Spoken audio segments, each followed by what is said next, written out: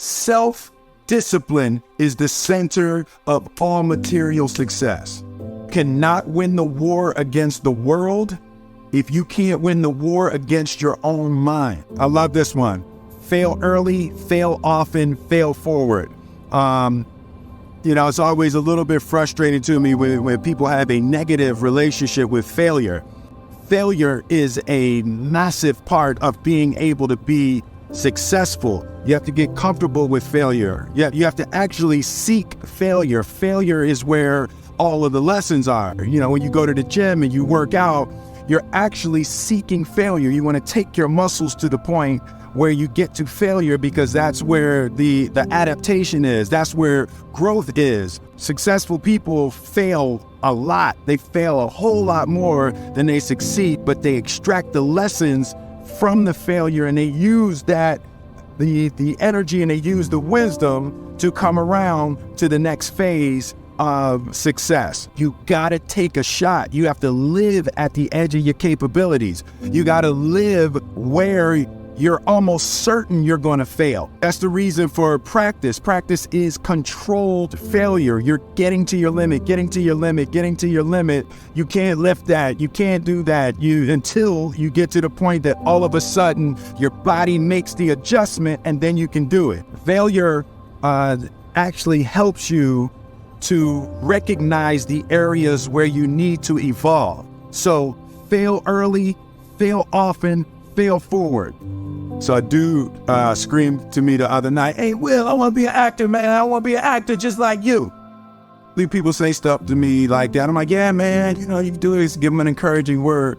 But I was just sitting in here thinking, and it dawned on me, 99% of people that say stuff like that are not willing to do what it takes to make their dreams come true. The Marines have a saying, everybody wants to go to heaven, but nobody wants to die.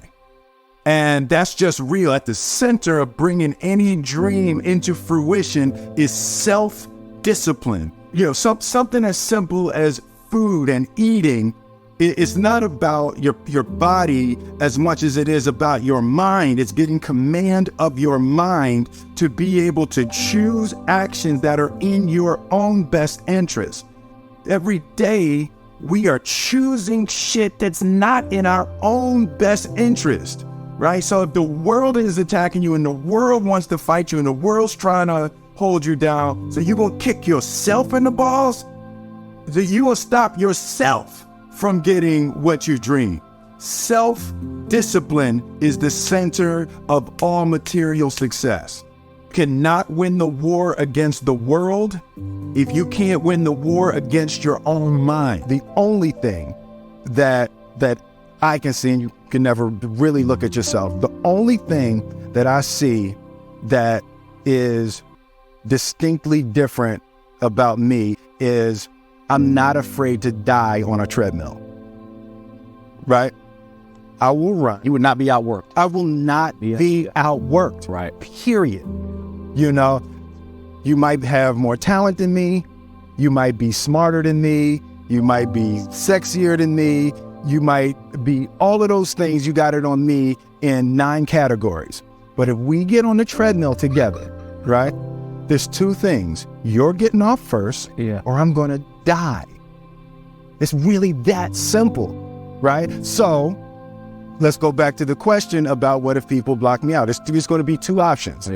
I'm going to get back in, or I'm going to be dead, right? It's like, you're not going to outwork me. It's such a simple, basic concept. It's the guy who is willing to hustle the most is going to be the guy that just gets that loose ball. He got 2. Oh God, he hustling, grabbed that one. That was going to be out of bounds, but he saved it back in. It's like the commodity that I see the majority of people who aren't getting the places they want or aren't achieving the things that they want in this business is strictly based on hustle. It's strictly based on being outworked. It's strictly based on missing crucial opportunities.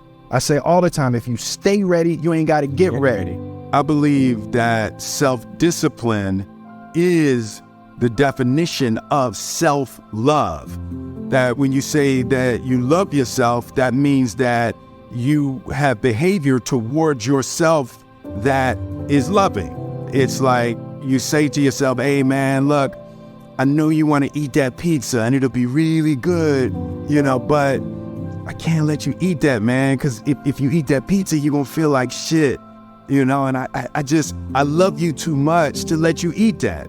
And I think the word discipline has kind of gotten a bad name. We think about it in terms of punishment. I'm not talking about discipline in that way. I'm talking about discipline in the sense that you forego immediate pleasure for the exchange of long-term self-respect. Self-love is, hey, look, I know you got a test on Monday, and I know you really want to go out with your friends. It's Saturday night, you want to go out, but if you fail that test, you're not going to feel good about yourself. I love you too much to let you go out tonight.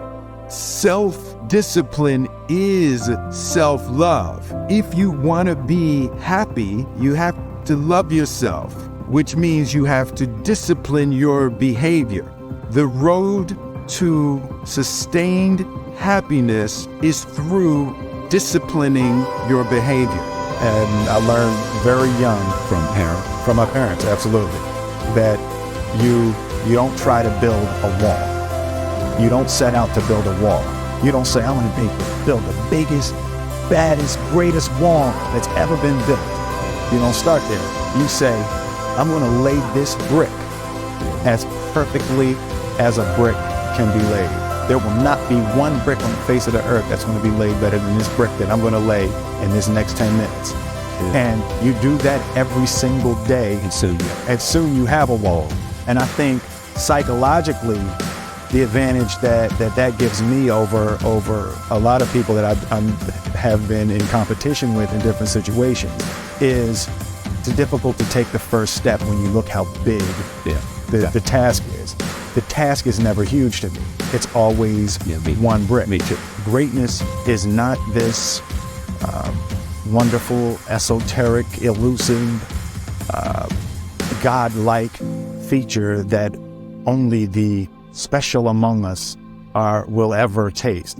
It's something that truly exists in all of us. It's very simple. This is what I believe, and I'm willing to die for it.